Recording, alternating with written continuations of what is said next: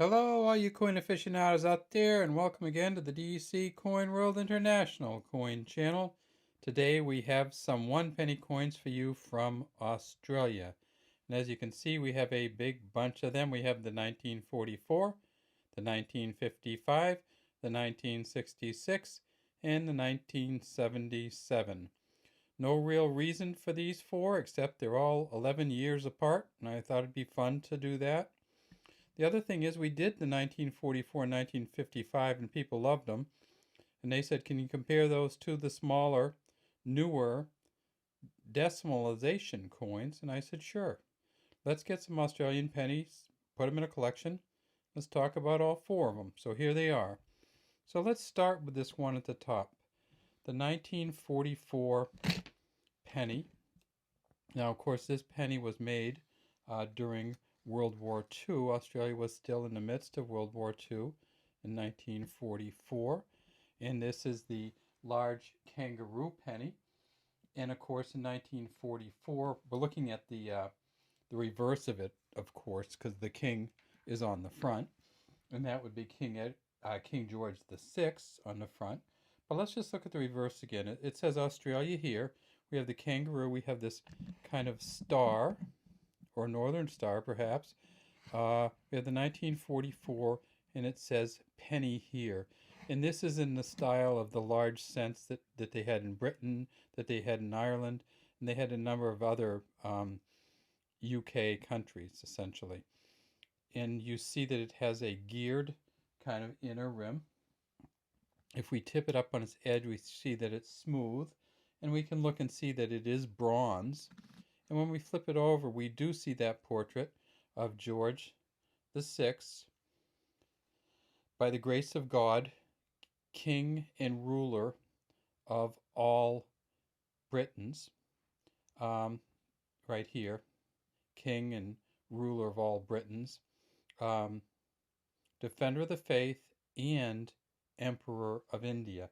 So this is the 1944. Britain was still controlled India, and he was the emperor of India, and so that stayed on the coin until George VI and Britain let India, well, actually, I don't know if they let India have their independence. India grabbed their independence in 1948. And so this is a coin when they were not yet independent. If we look way down deep underneath the neck here, we see the HP for Thomas Humphrey Paget. And if we look on the back, we can see George Kruger Gray's KG here. All right, that's the 1944.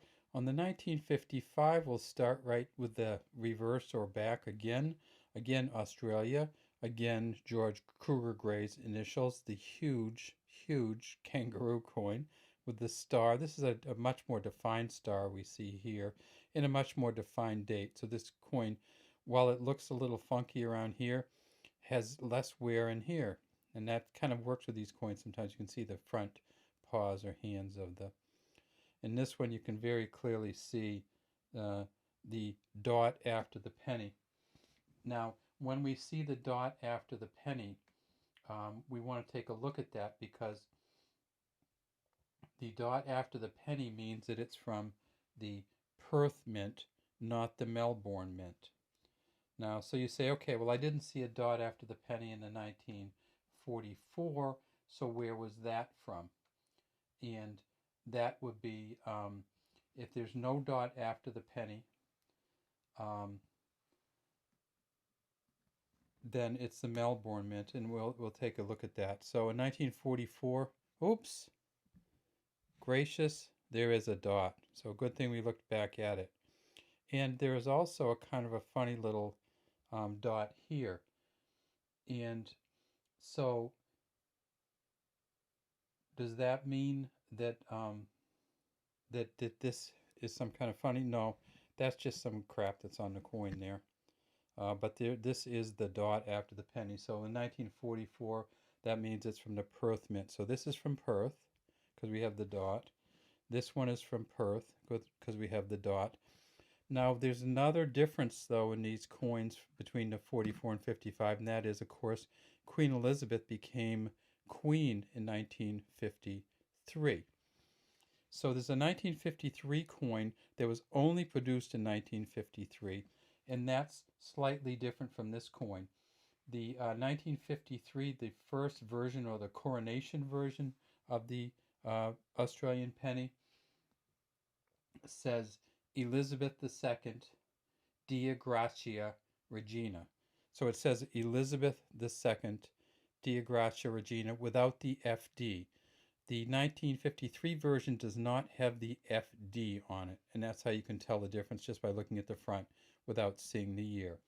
When we look at the portrait on this one, it's the same as the 53, the same front portrait, and that's the Mary Gillick portrait. So Mary Gillick did this particular portrait, which is my favorite portrait of the Queen. Just a beautiful young woman with a kind of laurel wreath and the ribbons flowing back in her hair.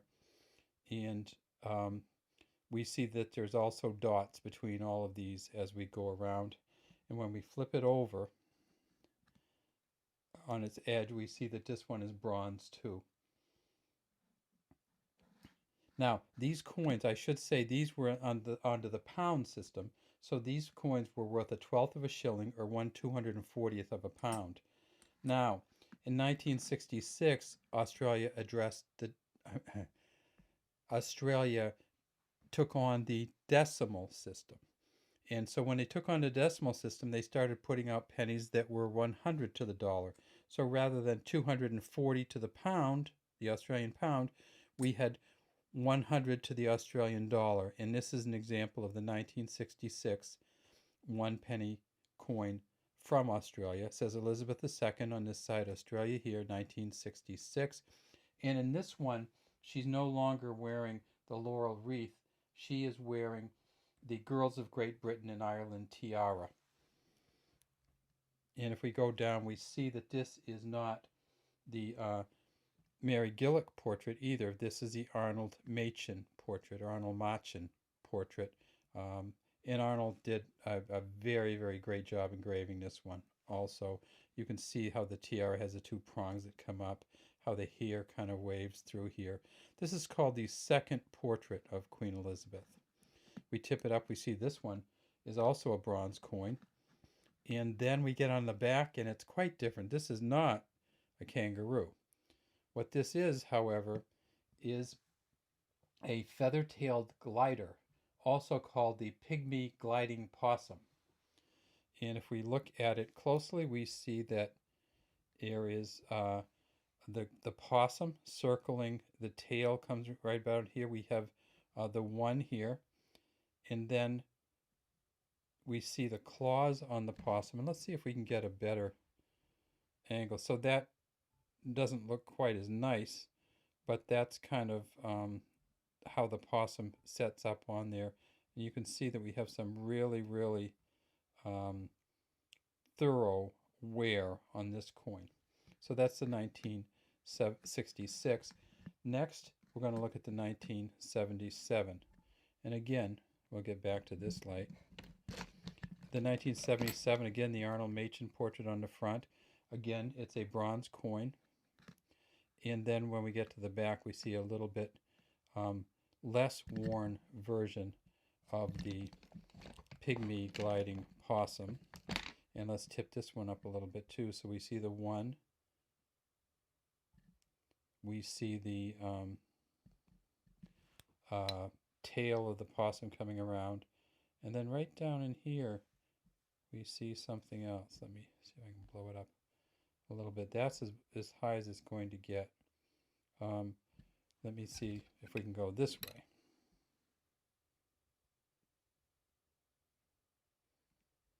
Now, I think we're not going to be able to blow this one up too well. But let me tell you that Stuart Devlin did this engraving, and his initials are indeed on there, though they're very hard to see. There we go. So look right there, there's an S and a D, and that is Stuart Devlin's initials. Now, there aren't as many of these coins as there could be, because the Australian government demonetized these in 1992. And when they did that, they did it for two reasons. One is because they're going to put out a new version of the coin, and the other is that they were going to use these coins um, to make the bronze medals. At least that's what they said for the Australian Olympics. So and I've seen that story in a couple different places, so I think it might actually be true. But these coins were not only demonetized, but they were collected by the Australian government and melted down for the 1992 bronze medals for the Olympics. All right, there's the 1944, the 1955, the 1966, and the 1977. Have a great day from the DC Coin World International Coin Channel.